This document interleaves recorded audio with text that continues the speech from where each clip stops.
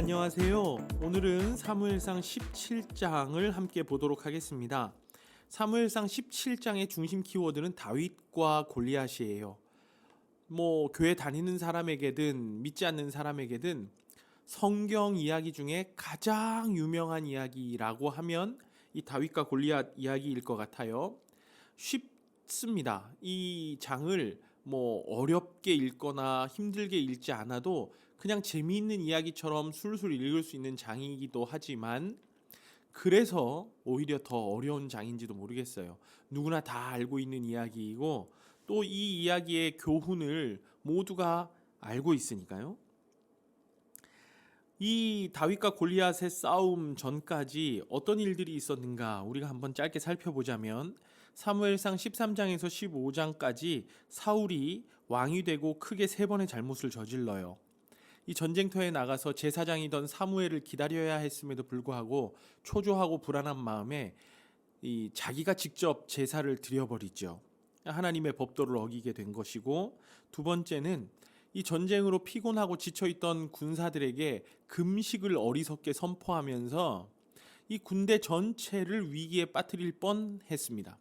마지막으로 아말렉과의 전쟁에서 하나님 모든 것을 진멸하라 말씀하셨음에도 불구하고 괜찮아 보이는 전리품을 챙기는 이 불순종을 범하면서 하나님은 이제 그를 버리시고 이새의 막내 아들 다윗을 새로운 왕으로 기름 부어 세우셨죠. 이게 16장의 내용입니다.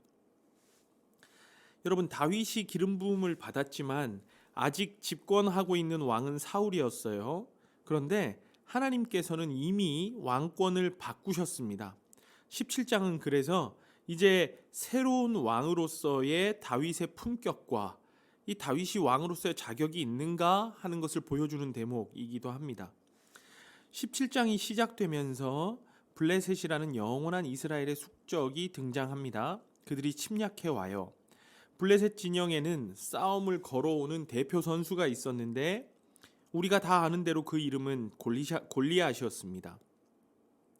사무엘상 17장 초반부터 이 초반인 4절부터 골리앗의 외적인 스펙을 막 이야기해 주는데 그가 얼마나 무섭고 대단했는가에 대해서 우리에게 알려줘요.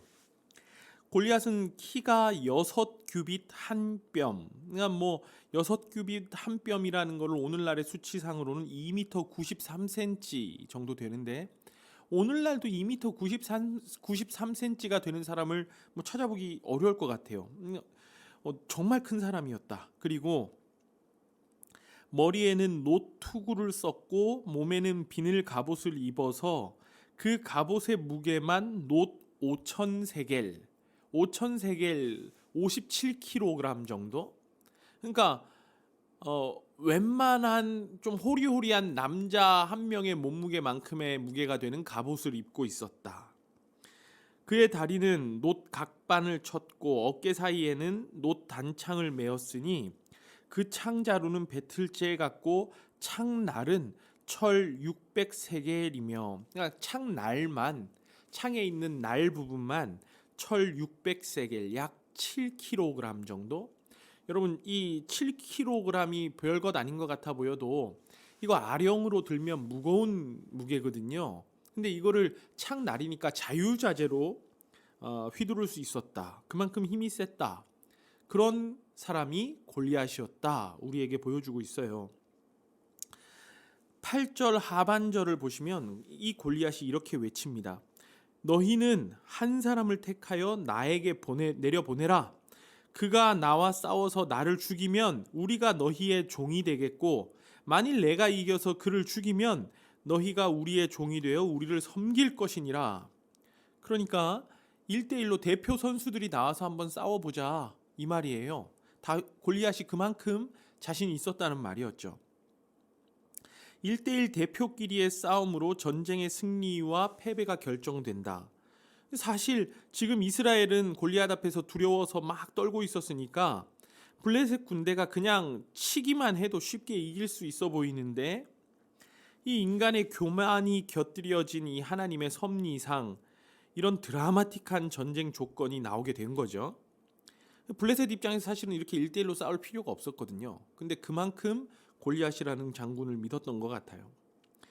자, 여러분, 사납고 우람하고 거대했던 골리앗의 외형 스펙이 17장이 시작되면서 바로 설명되었던 이유가 있어요. 17장이 시작되면서 이 골리앗의 신체 스펙에 대해서 이야기했던 이유가 있습니다.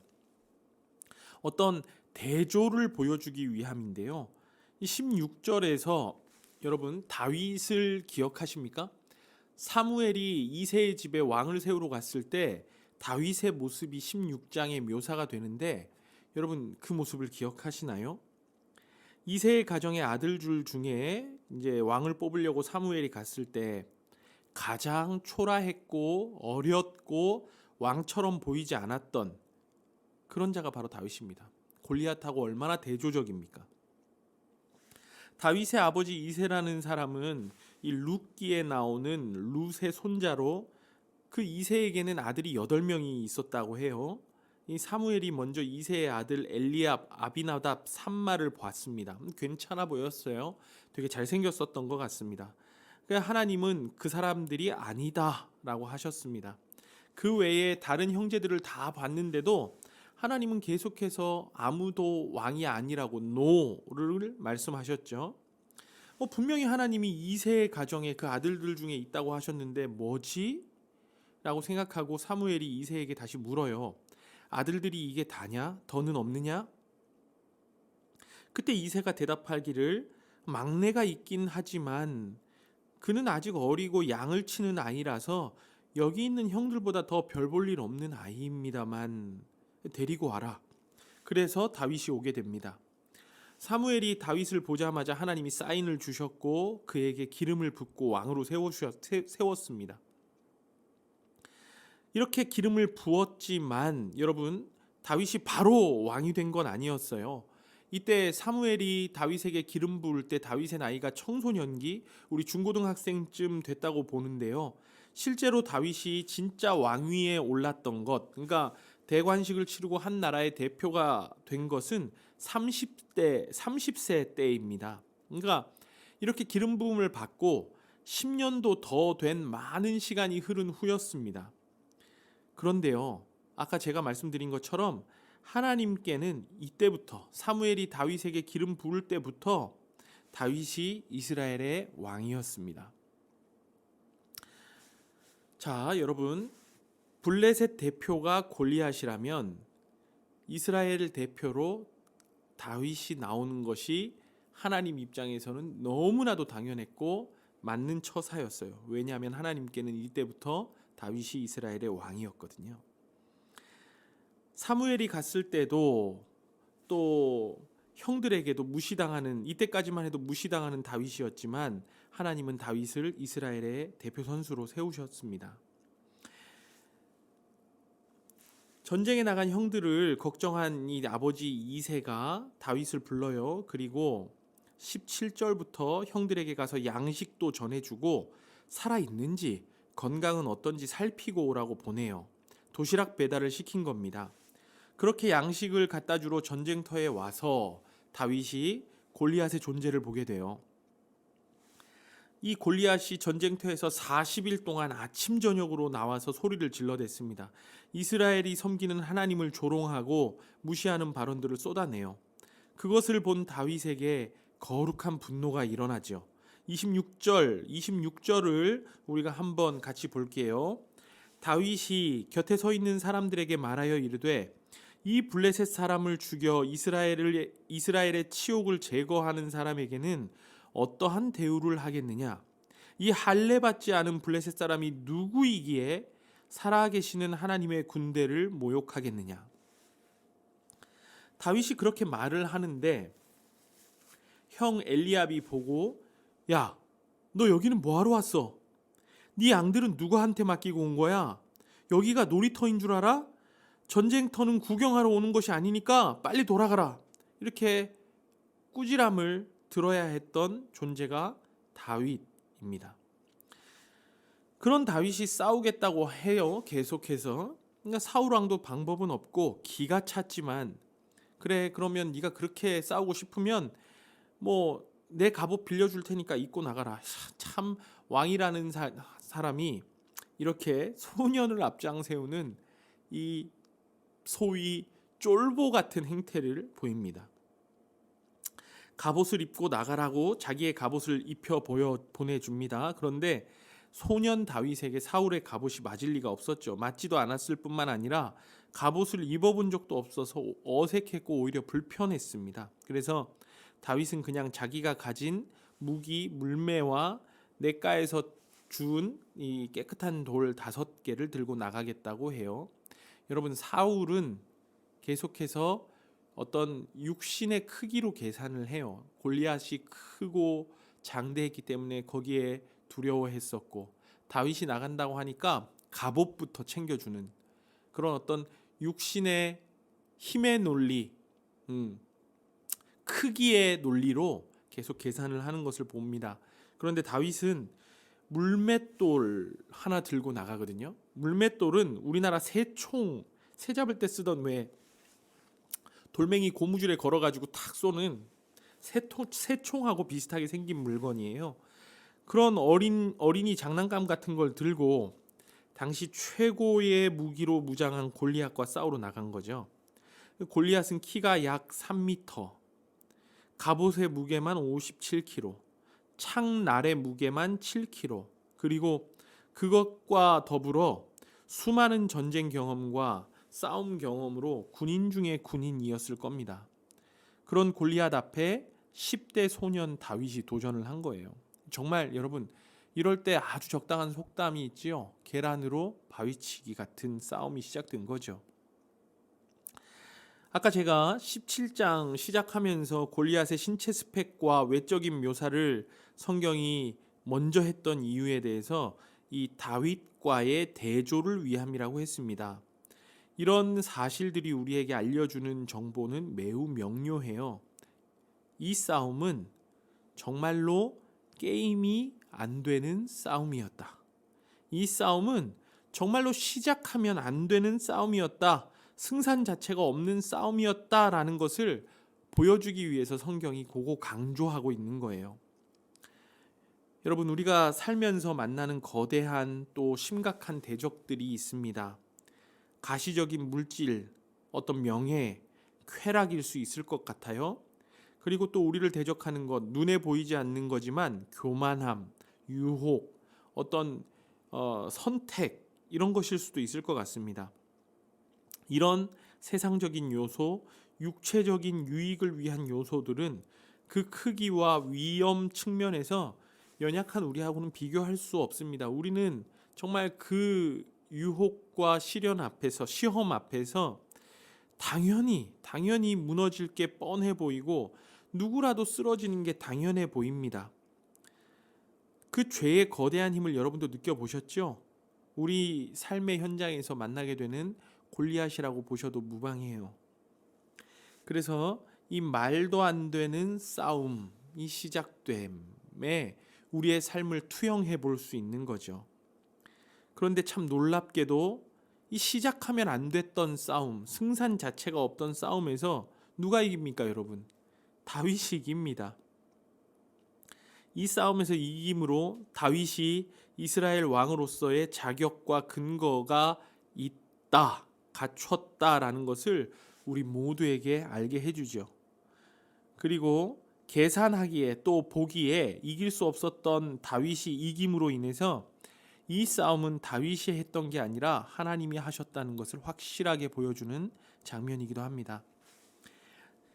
다윗이 싸우러 나왔을 때 골리앗이 다윗을 조롱하죠. 43절부터 47절까지 한번 읽어볼게요. 네가 나를 개로 여기고 막대기를 가지고 내게 나왔느냐 하고 그의 신들의 이름으로 다윗을 저주하고, 그의 신들 즉 블레셋 나라의 우상의 이름으로 다윗을 저주했다는 말이에요. 이 말을 들은 다윗이 뭐라고 이야기하냐면 45절부터 너는 칼과 창과 단창으로 내게 나아오거니와 나는 만군의 여호와의 이름 곧 네가 모욕하는 이스라엘 군대 하나님의 이름으로 네게 나아가노라.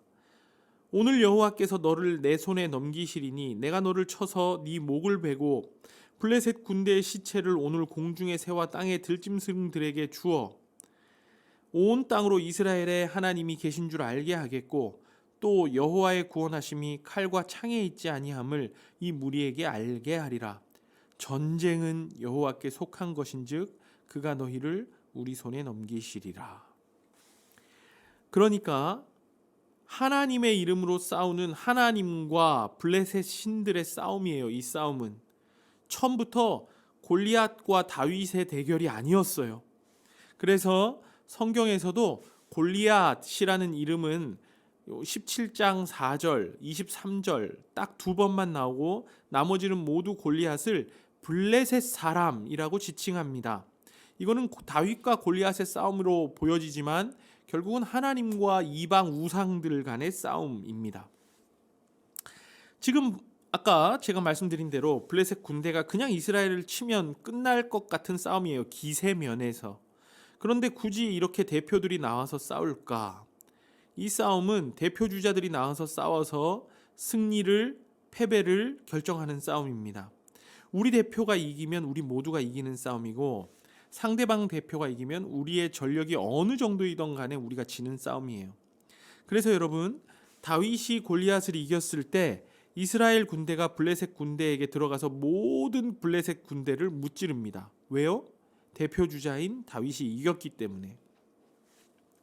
사울과 이스라엘 군대는 겁을 먹고 있었지만 하나님이 뽑으셨고 대신 싸워주셨던 이스라엘의 대표 주자 다윗이 이겼기 때문에 싸워서 이기러 이제 그 블레셋 적진에 싸워서 이기러 들어간 것이 아니라 이미 이긴 승리를 거두기 위해서 들어가게 되었습니다.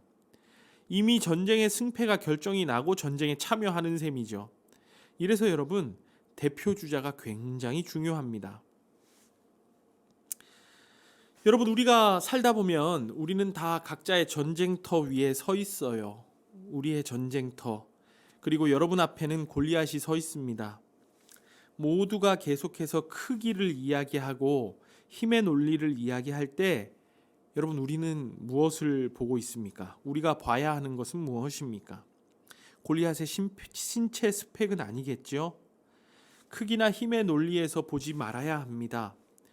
우리의 힘으로 어찌할 수 없는, 도저히 내가 어찌할 수 없는 싸움이 시작되고 각자의 전장에서 여러분의 골리앗과 싸울 때 이 다윗 같은 고백이 필요한 거예요. 그게 왕으로서의 품격이고 신앙인으로서의 바른 시선입니다. 전쟁의 승패는 어떤 조건에 있지 않습니다. 47절을 제가 다시 한번 마지막으로 읽어보겠습니다. 또 여호와의 구원하심이 칼과 창에 있지 아니함을 이 무리에게 알게 하리라. 전쟁은 여호와께 속한 것인즉 그가 너희를 우리 손에 넘기시리라. 우리가 싸우는 것인 줄 알았는데 주님이 싸우세요. 전쟁은 여호와께 속한 것인즉이라고 이야기했죠. 우리는 이 다윗과 골리앗의 싸움 뒤에 계시는 하나님을 발견합니다.